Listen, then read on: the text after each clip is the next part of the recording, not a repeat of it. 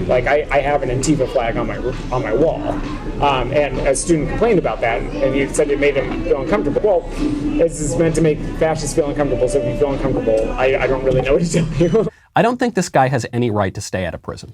I don't.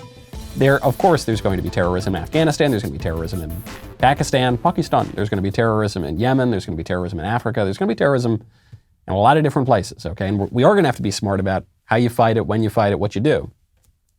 There is terror at home, okay? Do you remember last year when BLM and Antifa terrorists burned the country down, city to city to city, targeting civilians to achieve political ends, right? The most basic definition of terrorism. Remember when they did that? And they did that with the encouragement and sometimes financial support of elected Democrats, one of whom is now the Vice President of the United States. Remember that? So these Antifa guys, these BLM guys, they're not just running in the streets throwing Molotov cocktails into people's store windows. They're also in the classroom. James O'Keefe over at Project Veritas has an undercover interview with a member of Antifa who is a teacher at a school in Sacramento who doesn't even hide it. It turns out he actually flies an Antifa flag in the classroom. I have 180 days to turn them into revolutionaries. How do you do that? How do you out of them? Yeah. Sacramento organization that is under the banner of Antifa is very loosely organized, right? So like, yeah, when there is like right-wing rallies and stuff, then we'll create an opposition to that. Yeah. Beautiful. Where would he go to connect to some of these organizations? I post a calendar every week, awesome. And then so and I do it for extra credit, so they get points for doing it. And so that encourages them to do it. And I've had students show up for protests, community events, tabling, food distribution, all sorts of things. When they go, they take pictures, they write up a reflection. That's their extra credit. I have an ANTIFA flag on my wall, and a student complained about that. And he said it made him feel uncomfortable. Well, this is meant to make fascists feel uncomforble, so if you feel uncomfortable, I don't really know what to tell you. Maybe you shouldn't be aligning with the values that this is antithetical to. Yeah, maybe you shouldn't support America, for instance, right? You shouldn't salute the American flag. You shouldn't support the American president when it was Donald Trump.